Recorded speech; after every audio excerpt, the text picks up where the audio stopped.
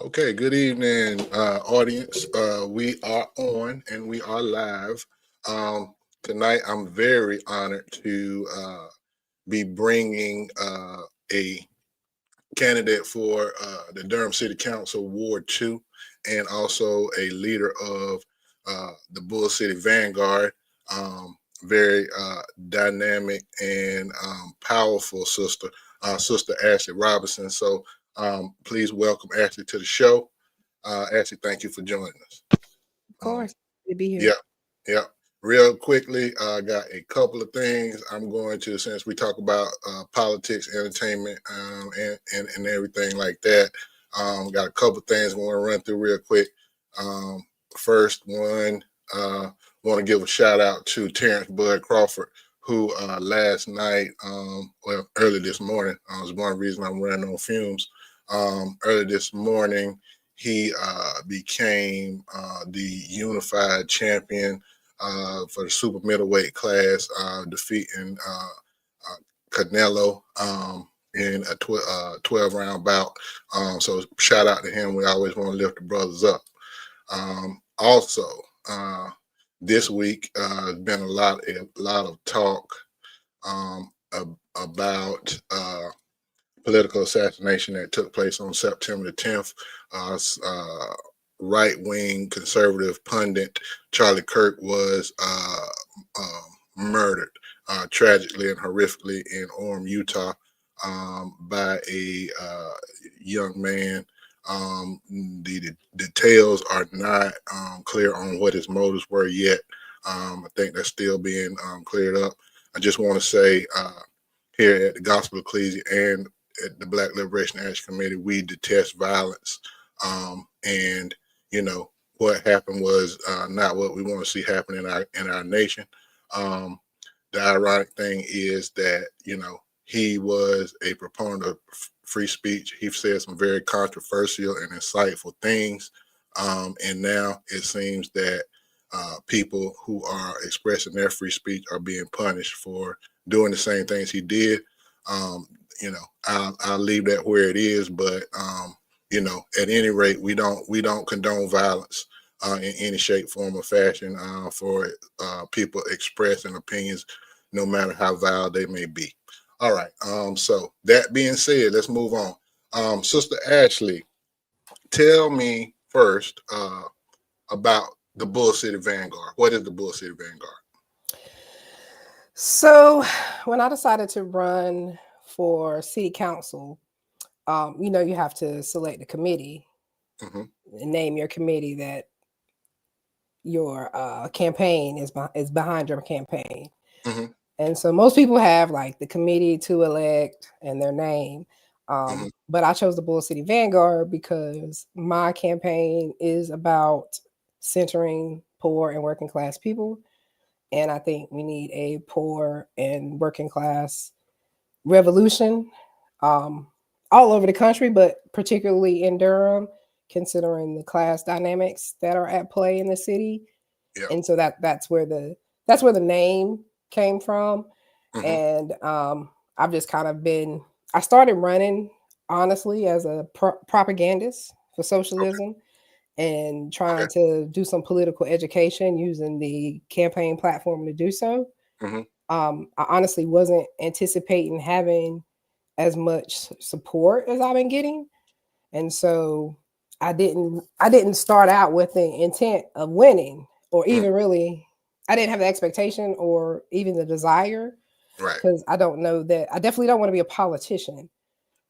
So I Mm-hmm. never thought about running for office, Right. but now I'm getting a lot of momentum and a lot of support from people that I didn't expect to get support from. Mm-hmm. So yeah, I'm playing to win or to at least knock out the incumbent right now. Yeah, yeah, absolutely. And we're gonna talk about your opponents later on. So let's stay with. You said you started, your intention was to run as a propagandist. Let's unpack that a little bit more. Um, so you just were running as a alternative to the status quo. Is that basically it? Alternative to the status quo, and to kind of use the platform and to raise consciousness Right. about what's happening beyond just the black and white, literally and figuratively, and just get people to start thinking about things that they may not be thinking of, to take the conversation further. Like, we Hmm. know we need more housing. We know housing is unaffordable, but people don't go the extra step to say that housing is unaffordable because it's treated as a commodity under capitalism and not a Absolutely. right. Absolutely. So if it's a right, everyone is entitled to it, regardless of your ability to pay for it. But Right. when it's a commodity, it's subject to the market. People buy it, mark the price up to make profits off of it, sell it. And as long as we're in a system that way, housing is not going to be affordable or attainable for a lot of people. Right. And it definitely is not in the city of Durham. It's I am a father and a grandfather, and uh I shudder when I think about what my children and their children would need to even secure housing in this city, right? Yep. And on that on that subject, this book, The Color of Law by Richard Rothstein, um, it says a forgotten history of how our government segregated America. Um, you know, the government has for a long in this book it says that you know um, the business class or what have you has never wanted the government involved in housing. Yep. They want everything privatized, right? They want market rates, and we've heard that a lot. And I just want to say peace to Sister Joy. She said your truth telling is appreciated. Would love to see you win. We need less politicians in politics. Ashe. I agree. Joy. But yeah, housing is a right, and maintaining secure shelter is intimately tied to mental health. Yes. And we don't put the two things together. We don't correlate the two things, right? But I heard it said. I don't know where I heard it said, but the question was asked like, how long after you're unhoused does it take for you to just completely lose your mind? You know what I'm Right. saying? And that plays into crime, public safety, and all these things. So a lot of things, start with housing. Food, clothing, and shelter. Maslow's hierarchy of needs, right? So peace to you for that. So talking about classism, why do you emphasize classism in lieu of racism? I think the dynamics in Durham make it easier to do that Hmm. because, much like Atlanta, Durham has black people in positions of power at every level. Yeah, So our mayor is a black man. right, We have another black man and a black woman on city council. We right, have a black sheriff, a black police chief, a black district attorney, so on and so on and so forth. right. But the material conditions of black people in Durham Hmm. hasn't really changed. Like, the same group of people or same family lineages of people Right. maintain their wealth in Durham, and there are, pockets of people who may, build their own wealth, whatever that means, which Hmm. I think we should also divest from the common Right. terms of wealth. Yeah, yeah, yeah. And it sounds like what you're talking about is wealth redistribution, right? Yes. Yeah, and the majority of the wealth is concentrated in very few hands, Right. and that I think Steve Coakley said, 77%, 1% controls 77% of this nation's wealth.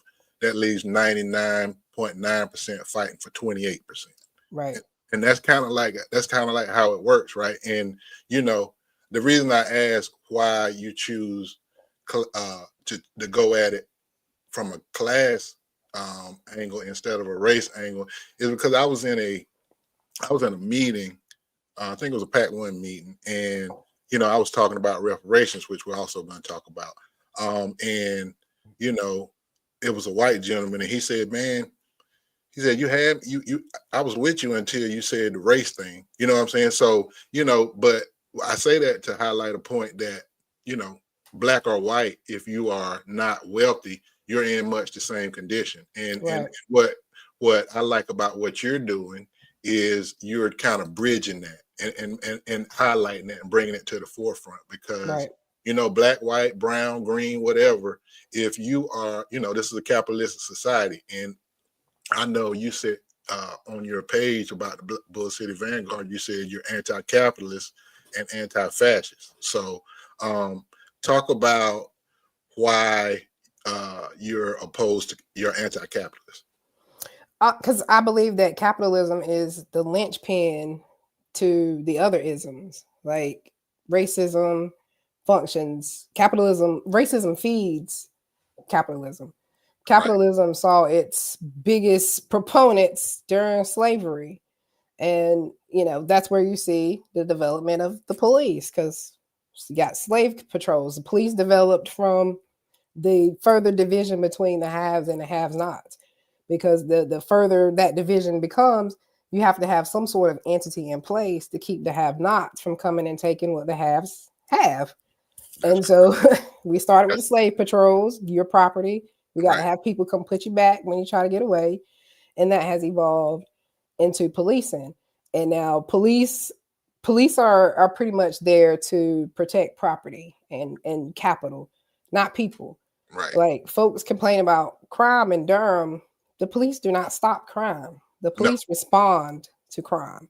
right. And the police have a different response for people who have money than they have for people who don't have money.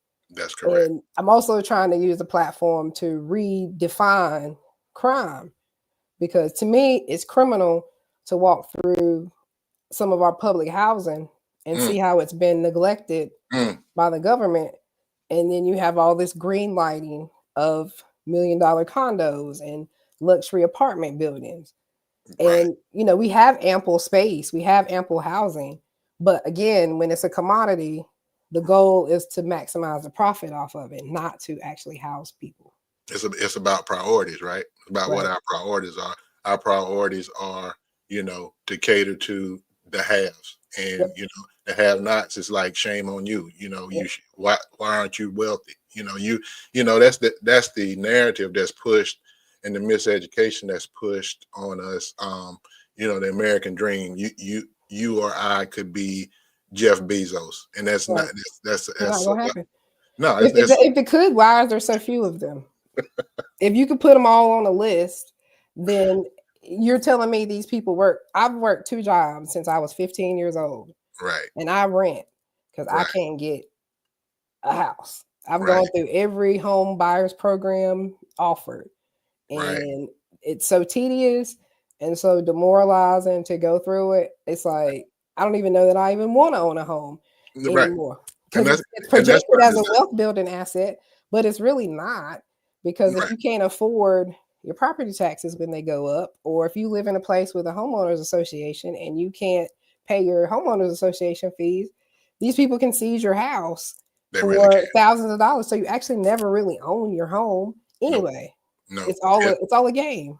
Right, right. Somebody said, Brother Charles said, Article 25, the Universal Declaration of Human Rights, signed by the U.S., declared us a human right to have decent housing, food, clothing, education for all, no exceptions. Ashe, appreciate you, Brother Chris. He also said criminal living conditions, and that's true. And you talk about pathology, right? And behavior modification, and you know, what ain't not frustrates me is when we talk about crime. First of all, we separate crime by race. We say white on white crime, black on black crime, what have you. But we focus on the effects Right. and not the causes. You know what I Right. mean? Because yes, you can't discount personal responsibility. Everybody's responsible for their own actions. Nobody's saying they're not. But there are stimuli or stimuluses that cause certain behaviors. And if Right. you eliminate those, you know, if you give people a decent place to stay, you make sure that they're food secure. Um, you know, I, I'm of the opinion that you would see a lot of the crime that we see taking place go away. Yep. You know, you know. But there has to be a genuine desire to end crime. We also have to consider how profitable crime is for people. Speak on it. Court fees, lawyers, citations, all of these things generate income. Prisons, Correct. cops, all these places extract money and resources Right. from the people. Because so Right. if they wanted, I mean, we've had how many decades of psychological and sociological studies that indicate that people participate in antisocial behavior when they don't have access to their basic needs. So the solution is always going to be to make sure that everybody has their basic needs met. And there'll Right. still be some outliers because you have Right. other factors, but you would eliminate all of that other stuff because people aren't going to take from you if they have what they need. Correct. Correct. And it all ties together, right? Housing, crime, food security, and back to what you were saying about capitalism. We know that if you're wealthy and you have to go to trial, your chances are much better than if you're not, and you have to go to the courthouse. You're probably going to go to jail if you have to get a public defender. Let's just be honest. You know what I mean? Right. And those are the places where um, class sticks out. Education, how education, employment, and justice. So like that.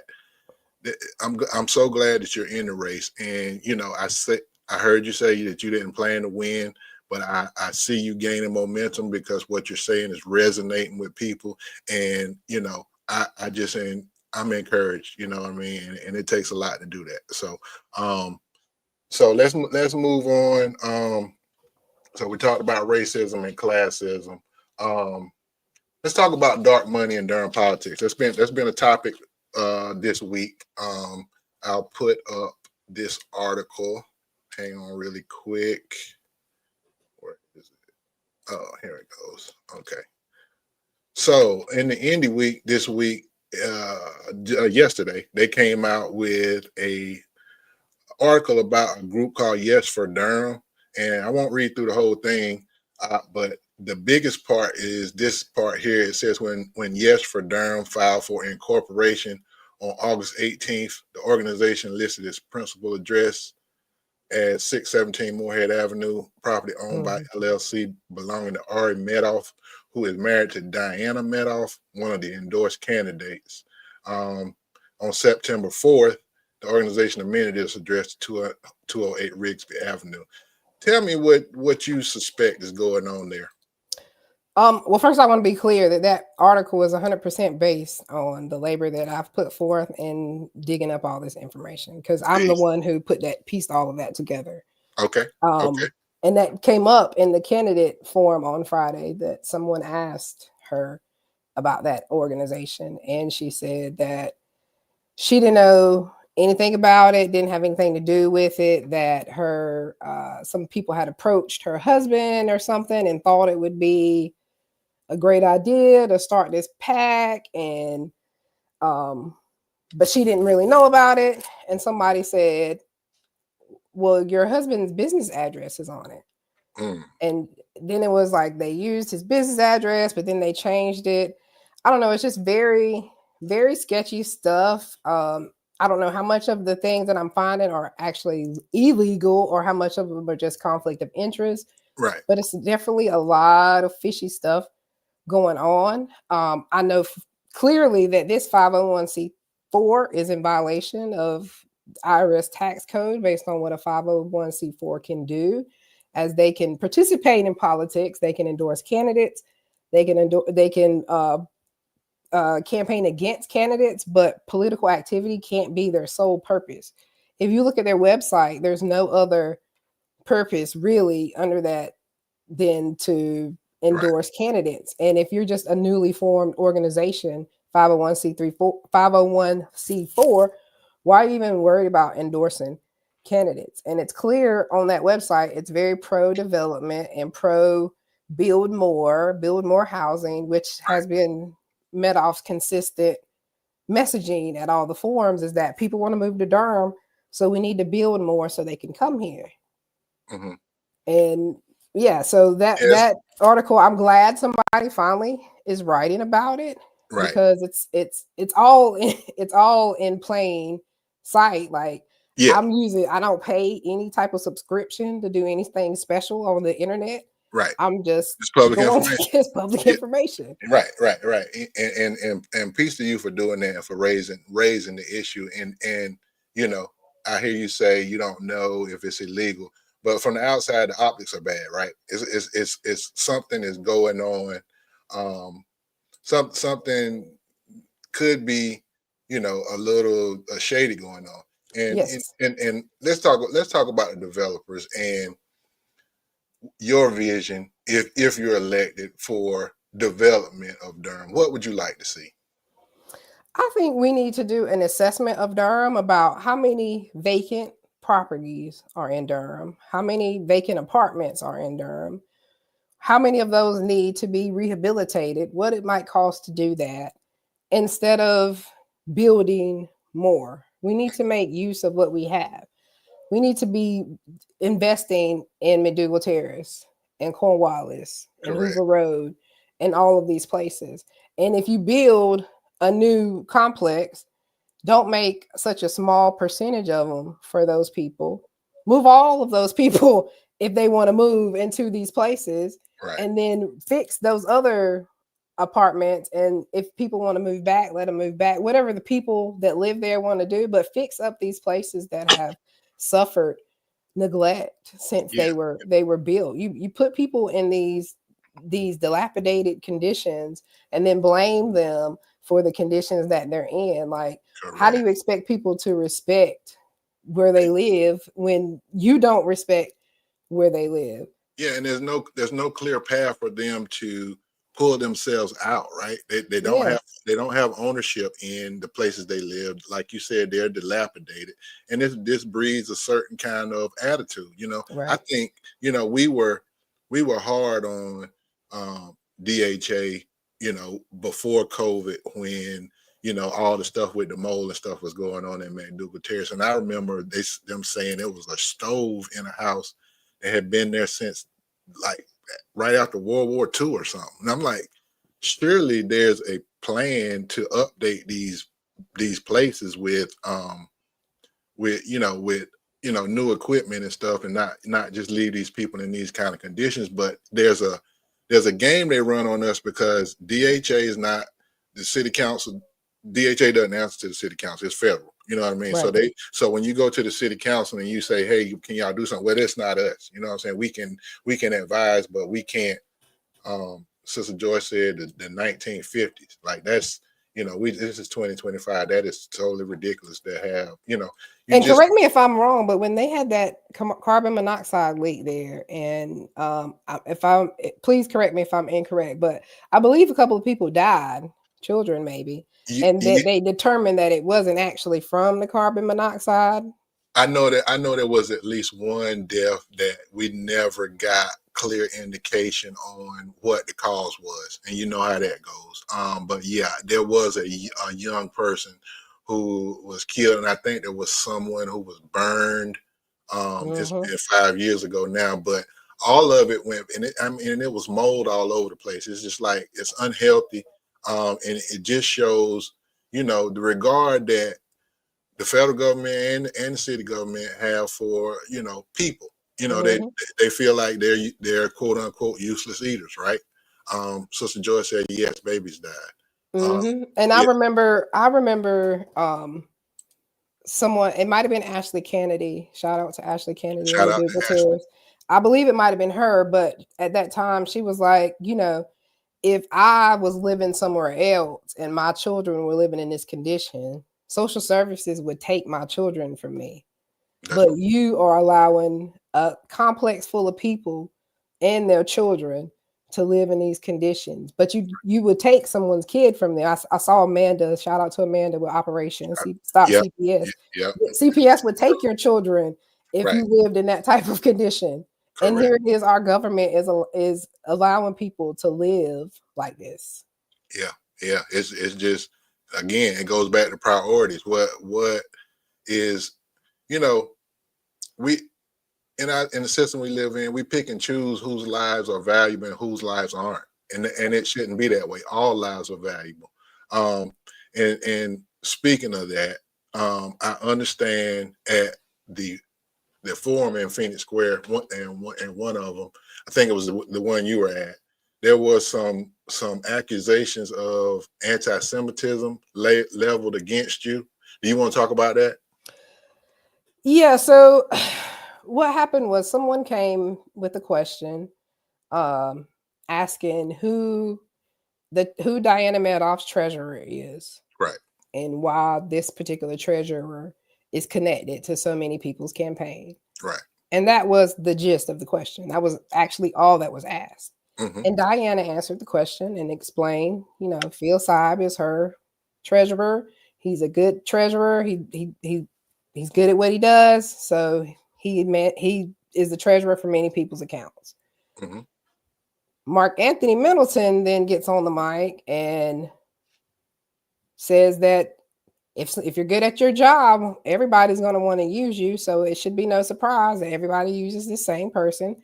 And by the way, I just want to put it out there that we are leaning into anti-Semitic tropes and anti-Jewish stereotypes about the dark Jew behind the curtain with all the money, when nobody said anything about that man's heritage. His ethnicity or anything. The person that answered the question didn't even say his name. Right. And Mark also goes into a tirade about Israel, which no one even said anything about Israel. Right.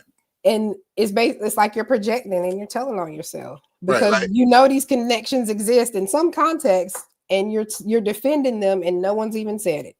right. And so if it was a football game and Mark Anthony Middleton was the running back, he hit the hole a little too early because his blocking hadn't even set up yet. And yeah, so I want to talk about that for a minute, just so that everyone, is on the same page. I was in a deep discussion this morning about Mr. Saib and the label of anti-Semitism. I'm gonna state for the record, the Gospel of Ecclesia, Dale Freeman, or the Black Liberation Action Committee, none of us feel. Oh well, we all feel that the people of Israel have a right to exist, the same as everyone else. I would never say no. Anyone does not have a right to exist. Now, that being said, we can be critical and scrutinize people of any ethnicity, and it's not based in racism. To ask a question, regardless of your ethnic background, is not hate speech. It's not racist. And so, let's just be clear, like, because in my opinion, from what I see, the term anti-Semitism is weaponized, against people that have questions, and just because the person they have questions about happens to be of Jewish descent or ethnicity, then you can't question them. And the one, and we know where Black people are concerned, it happens quite a bit. The most recent one that I can think about is Kyrie Irving. When Kyrie Irving posted a video that was basically saying that Black people were the real Hebrews, he was like admonished, and all this type of stuff. And the thing that I always remember is, I don't have a history of Black people being hateful towards people of Jewish descent. I don't know where we have in mass, tried to harm them. So it's a little disingenuous for anyone to say that someone is being anti-Semitic because they're asking a question. And shout out to brother, and I know I'm gonna mess this up. So Kwame. Kwame. Kwame. Cuatome Dominguez. I have the clip. If you want to look at it, we've talked about what happened, but shout out to him for asking the question, and shout out to him for posting it so everybody could see it. And if anyone wants to, I want to get him on the show, but we're gonna make that happen later. Brother, let me see. Brother Marcan said, "Can we take a moment to pray for the Kirk family?" So, brother, I gave condolences, or I I admonished what happened to Brother Kirk. So I this is pray that that man's children grow up to be a much better person than he was. And that's all the type of prayers that should be said. The only people innocent in that ordeal are his children. speak on it. So there you go. And Brother Mark, I said, but do you admit that the Jews are the real people of Israel, or do you use theology to claim? That's kind of like we're not. That's a different topic. You know, we'll get into that some other time. We're here to talk about Sister Ashley and her candidacy. I respect your question, Brother Markan, but yeah, we're not going to do that tonight. He also said the worst form of anti-Semitism is creating fake historical lies to try to steal their inheritances. I don't know who there is. Let me see. Such right workers were Jews. That's true. Nobody's denying that. Jewish teachers were directly targeted by blacks. I don't know where he got that from. I would ask for a source.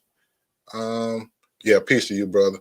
Appreciate you, and shout out to the Autonomous Brown Berets. Y'all doing great work. Keep it up. Let's see. JJ said exactly that part. He wants to get your employer's name. I don't know why that's relevant. You don't need to know that. All you need to know is I just that. want to let Markan Farrar.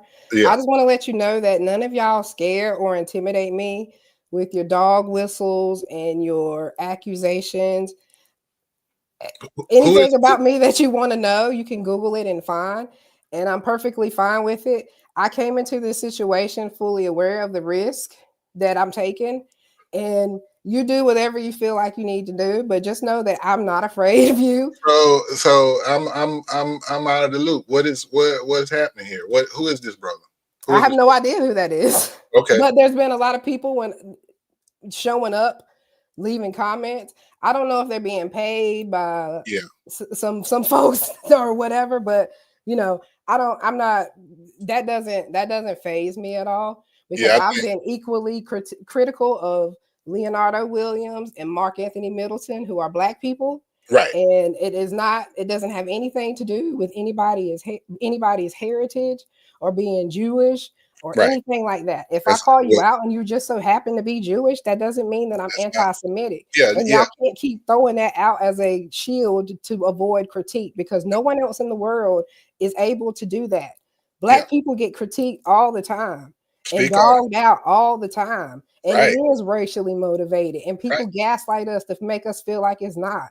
So you Right. will not call me anti-Semitic and say I'm being anti-Jewish because I'm not. And Half let of the me. people giving me the information are Jewish people that are upset about Yeah. the ways in which other Jewish people are moving. Yeah. And there's a few things I'd say, and I'm a double down on what you're saying. Number one, anti-Zionism is not anti-Semitism.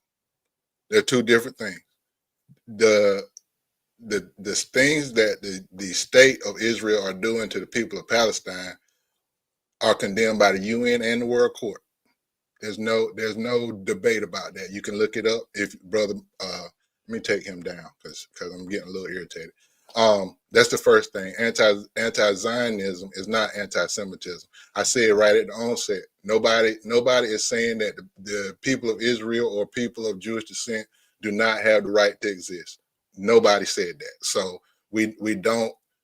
And I said in reference to Mr. Charlie Kirk, political violence, it should be condemned, and we don't promote that here. Nobody has promoted it. Sister Ashley hasn't promoted it, and I haven't promoted it. Let me also go another step and say, if you talk about what a Semite is, where the root of anti-Semitism, it's a group of people associated by languages. Two of those languages are Hebrew and Arabic. So, by that definition, the people of Palestine are Semites, and they are Semitic people. So, it could be said that the state of Israel is practicing anti-Semitism against the people of Gaza. And if you don't understand that, call me. You know what I mean? I'll put the banner up. So, like, um, if we're going to condemn inhumanity, let's condemn it all. So that's all I want to say about that. All right, moving on. Yeah, he's probably a troll. I think you know, and nobody's scared. Like the time for being scared is over. Um It's over. and you know, by me having you on the show, I hope everybody knows that I have your back. And if you call me, I think you can ask around. I'll be there in a minute. So let's just we're not gonna have that. And we're definitely not gonna have anybody making any kind of threats towards any black women. The one thing this show, my both shows and Black Liberation Action Committee, we protect black women. And so if you whatever you try to do, you're gonna have to do to me too. Let's just be I'm gonna just go ahead and say that for the record. All right, moving on. Let's talk about some programming. I know that the mayor has been putting up the Bull City Initiative, and I don't know a lot about it. I assume you might know more. And as it relates to Hayti and all the talk around redeveloping Hayti with Sterling Bay and all of that. So when you say urban renewal, gentrification, what I normally get back is, well, we got the Bull City Initiative. It's $10 million, and we're going to do this and that. So, what's your opinion of the Bull City Initiative? Let's Are you start talking there. about the Bull City Future Fund? Oh, that's what it is. Okay, the Bull City. Yeah. Yeah, I'm sorry. So, I mean, that is the mayor's most notable accomplishment, that he helped raise 300. Well, the amount changes depending on what day you talk to him. To my knowledge, only $300,000 has been disbursed, and it was disbursed amongst like 15 organizations, which means they got next to nothing. I don't think there was any partnership with any like Durham Office on Youth or any of the youth oriented strongholds in the city to determine how to divvy that money, who should get that money. I don't believe any of that happened. I think um, the mayor is very egotistical, and this is something for him to say that he did, even though he partnered with the United Way, who already has their own engine to raise funds.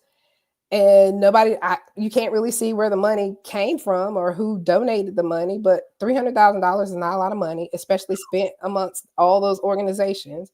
Even if it's up to a million, which he says he's raised, that's still not a lot of money. No, it's Like not. it's some of these organizations got $10,000. If you're a struggling organization, $10,000 is nothing. No, it's not. It's not. You're not gonna get a lot done And with. that's just the way, that's a setup, right? So they do that, and then they say, "But see, we gave all these organizations this money, and it still didn't fix the problem. So why Right. should we keep giving these organizations money?" But you set them up so that they can't be successful, and they can't sustain, and they can't scale, and they can't really do anything. So Right. it's just a throwing money in the water. And you hit it. You hit it right on the head. I was in. I think it was at Hayti, and the mayor said, you know, you need to put your kids in these programs. You need to put them in the band. And Oh and yeah, it's at parental its accountability. These programs yeah, exist. it, People don't it's put your kids in them. He it's said. respectability politics, right? It's Yeah. respect. It's shame on you. You know, That was Cosby's pound cake speech right there at Hayti Heritage Center, in yeah, a historically black gathering place with majority white people in it. speak, As a speak, black man, he got up there and said, "It's y'all's responsibility. Pull your pants up and send your kids to band." Is pretty much what he said. right? That's But exactly has any of his students in band came out and said, "Leonardo Williams was such a great band teacher. He really no, saved my life. I'm glad he's the mayor and running things because he was such a good teacher. I'm sure he'll do great things as a mayor." Did the Durham Association of Educators endorse him? No. right? So what does that say? Yeah, that says he's saying stuff because he doesn't think he's going to be checked on it. That's what it says. And I'll go a step further. So I think you're absolutely right. What they do is they put up these, bespoke programs. They don't really promote them where the majority of the populace knows they even happen. And then they say, well, we put it there and you guys didn't use it. Yep. When Mayor Schul was in office, I told him and Councilman Freeline, I had a conversation with both of them, and I said, "Listen, our kids are into music. I said, why don't you take a part of the new of Wheels, which they had just purchased, and turn it into a recording studio and a performance arts space where they can put on shows and learn how to do production and all of that stuff, and bring different parts of the city together using art. And they were like, "Oh, that's a great idea. When we get ready to do it, I'm gonna involve you." I didn't get another call back, and then they said, well, we have a studio in the main library downtown. I went in there the other week. It's closed, and they don't know when it's going to be open again. So, like, this is an example of what they do. We put it there, but it's not accessible, and nobody knows that. So it's But it's nobody does just an assessment to see why aren't people using this? What do we need to do? Do we need to promote it more? Do we need to set up shuttles to take people to get there? Are people having trouble getting there? Is it open in conflicting times? right, right, What else can we do? And I also want to clarify that the organizations that I talked about in Bull City Fund, my criticism is not of the organizations. It's about how the money was yeah, distributed and knowing that it's setting them up for failure. So I just want to make sure to be clear about that. right. And I would think, and I know I'm on the outside looking in. I've never been in a municipal position of leadership. I would think that the motivation should be, if the programs and resources that we are providing aren't being used, we should do everything we can to find out, number one, why, and how we can make them be used, or how we can adjust them so that they will be used to the maximum potential. You know what I mean? We shouldn't put up you know symbolic programs and then say, "Oh, we got this," and that's exactly what happens. You know what I'm saying? So, Yeah. um, And then that's because a lot of times it's somebody's friend right, it's that grant it's or grant or money. or One hand somebody wash one. heard somebody else talk about this and they Right. have the know-how to write a grant for it. So they heard somebody else's idea, went and wrote a grant for it, but they can't execute it in the same way because it wasn't their idea and they don't have the heart behind it. So Mm, they get the money for it, but they don't have the passion and the heart behind it to make it do what it's meant to do. And yeah. it's just another notch on somebody's belt or another something to boost somebody's resume that said that they created this organization and they did this and got this grant money for it. And it's just not getting down to who it needs to get down to. Yeah, and Brother Paul Scott calls them Grant Money Mafia. Shout out to Yep. Brother Paul Scott and the Black Hoodie Brigade. Peace. Yep. But Yeah. Brother Paul Scott actually gave me yesterday in Bragtown, he gave me a Broken Alliance book, the Broken Alliance book, to delve Okay. deeper into what we were talking about earlier so I can combat some of these Yeah. things that people are saying. Because, if you're not educated and don't know, they'll talk you into a corner and make you apologize for things that you don't have a reason to apologize for. That's And that's exactly I'm right. not going to do That's it. So, exactly. Yeah, yeah. Well, if you got him in your corner, you got a good one. So, he's one of the most knowledgeable people I know. And I and if I why is can, nobody tapping into him? Why well, is nobody trying to because he doesn't take the money. You know what I'm saying? exactly. Like, so, he's never you know um campaign for any kind of money. He does what he can do with grassroots. So he's outside the status quo. And talking about urban renewal, and this is all timely because of what's going on with Hayti, which could be urban renewal 2.0. That we have to be honest and say that there is a constituency or a percentage of Black people Yep. that are gatekeepers Hmm. and that are the buffers between the establishment and the masses of the people. Yep. And so, in saying that, if you're elected, what will you do to ensure that you do not become that? Well, if I am elected, the most that I will do is one term, because I think what happens is even people who may start out with the best of intentions and want to do the right thing, they get allured by the power and the money and the access, and they want to keep it. Yeah, And in order to keep it, you got to keep getting reelected. And in order to keep getting reelected, you have to not piss certain people off. My philosophy is if I'm elected, then my goal is going to be to much like the whole country, sometimes you got to tear it all down and start from scratch. Build and And a destroy. lot of things going on need to just be, the veil needs to completely be lifted, and it just needs to be, this veneer of progressiveness needs to be shattered, and we need to continue to tell the truth.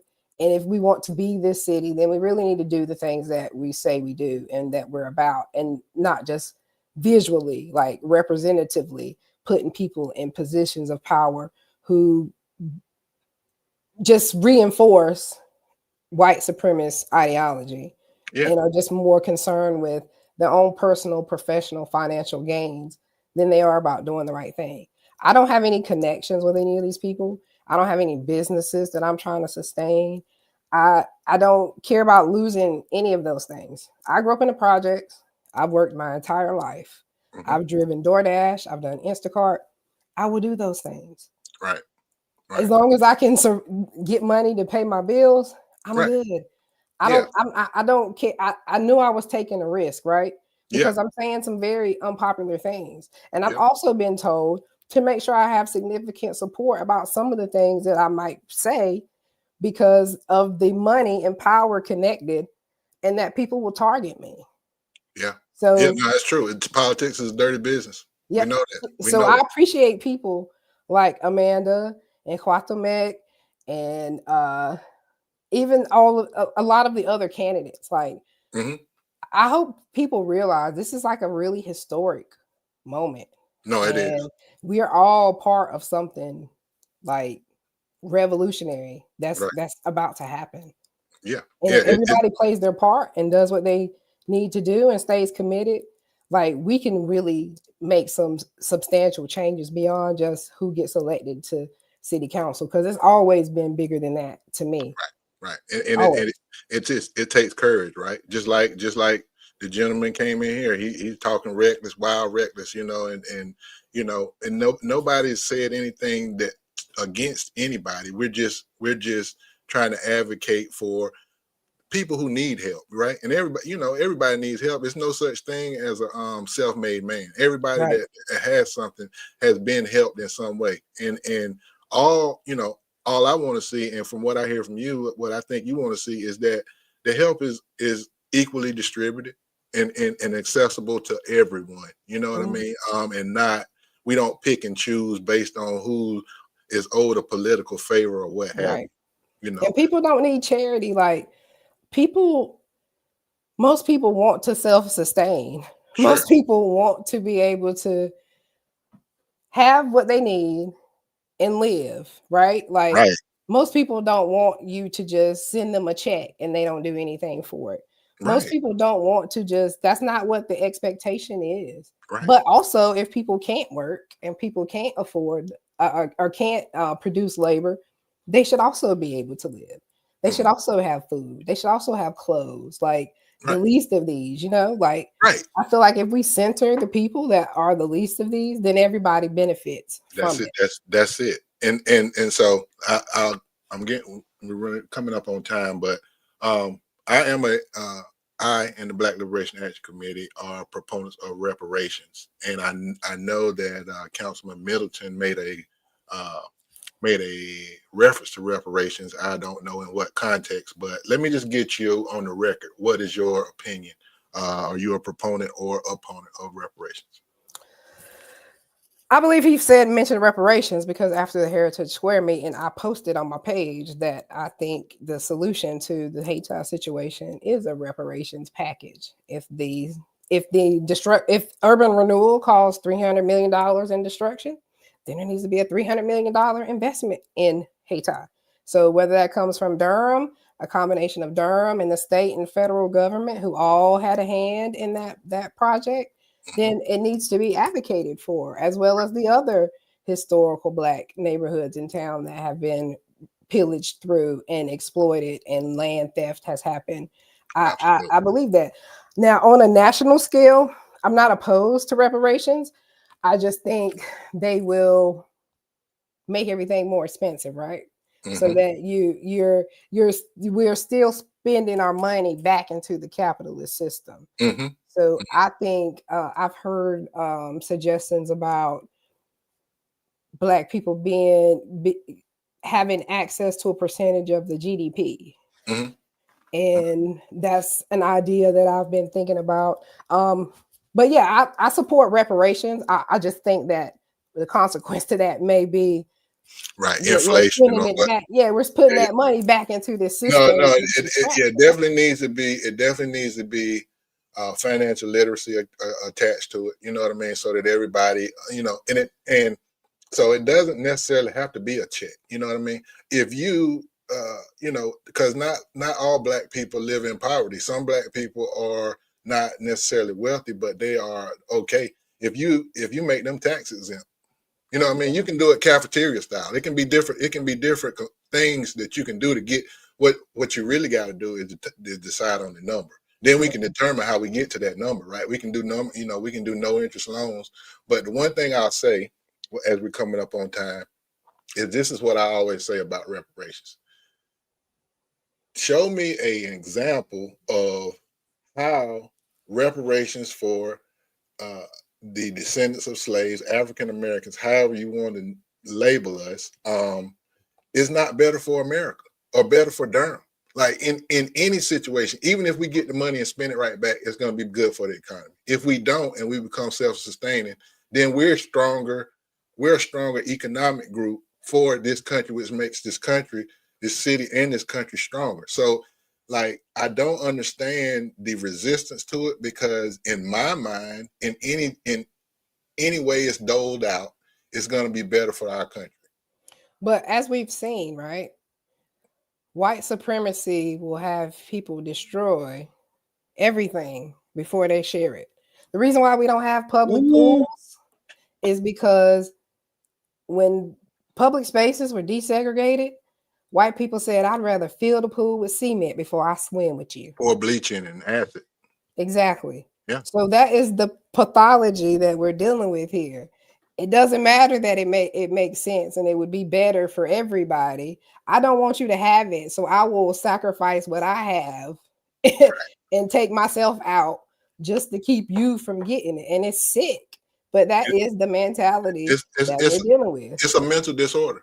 Let's just be honest. Like this book right here, psychopathic racial personality. It's a disorder. Like you, and we saw it. For example, we saw it with Obamacare. They would rather go without health care than get health care from President Obama. I heard people say that you can't make me get health care, and it baffled me because I'm saying that's to save your life. But what did Johnson say? If you can convince the poorest, lowest white Right? person that he is better Yeah. than the best black person, you'll have a voter forever. Yeah. And it's right. That's why the South's been red ever since the Civil Rights Act.